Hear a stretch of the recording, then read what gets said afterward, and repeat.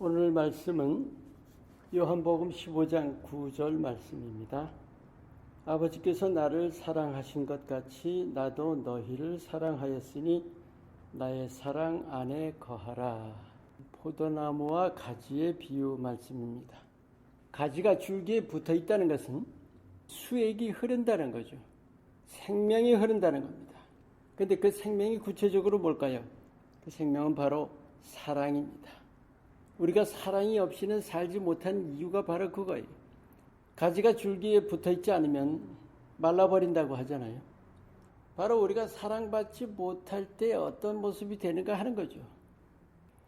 인정이 메말라 간다는 그런 얘기, 너무나 당연한 일이 되어버려서요. 사랑을 찾아보기가 힘들다는 거죠. 그래서 그 결과가 마음이 좁아진다는 겁니다. 자, 이제 크리스천들은 어때요? 사람들이 마음이 좁아지고 있는 상황에서 우리는 정말로 넓은 마음을 가져야 한다는 겁니다. 어떻게 넓은 마음 가질 수 있을까요? 반드시 하나님의 사랑으로만이 가능합니다.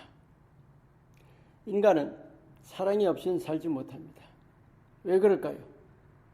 하나님은 사랑이신데 하나님께서 우리를 하나님의 형상을 따라 지으셨기 때문이에요. 그래서 우리 존재의 본질은 사랑입니다. 우리가 사랑을 받아야 하는데 사랑을 못 받을 때 어떤 일이 생기죠? 어린 자녀들이요. 부모 사랑이 지극히 중요합니다. 인격 형성하는 데 아주 막대한 영향이 있죠.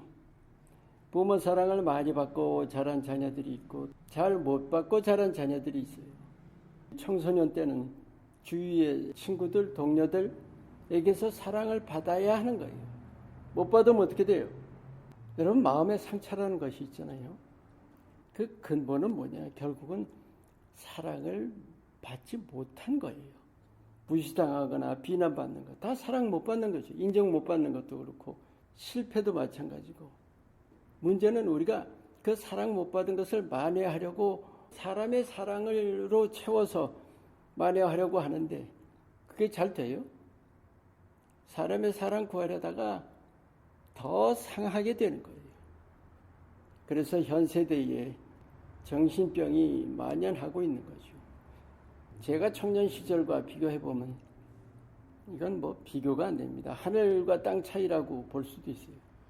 우리가 믿음이 있고 없고의 가장 큰 차이가 뭐예요? 하나님 사랑을 알고 모르고입니다. 여러분, 하나님의 사랑이 어떤 사랑이에요? 언제나 또 조건 없이 주시고 아낌없이 주시는 하나님의 사랑입니다. 그 사랑은 멀리 있는 것이 아니에요. 바로 앞에 있는 거예요. 하나님 천지에 충만하십니다. 여러분을 하나하나를 감싸고 계세요.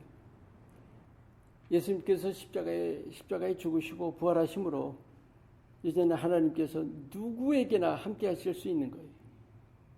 사랑을 받고 못 받는 것은 하나님께 달린 것이 아닙니다. 하나님은 이미 우리에게 사랑을 부어주고 계세요. 받지 못한다는 것은 믿음이 없어서 받지 못하는 거겠죠. 그런데 믿음이 있는 우리는 뭐예요? 받지 못하는 것이 아니라 사실은 안 받고 있는 겁니다.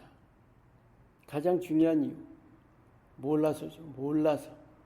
정말 깊이 알아야 합니다. 호세아서 6장에 나오는 말씀 있잖아요. 힘써 알자. 하나님도 우리에게 말씀하시잖아요.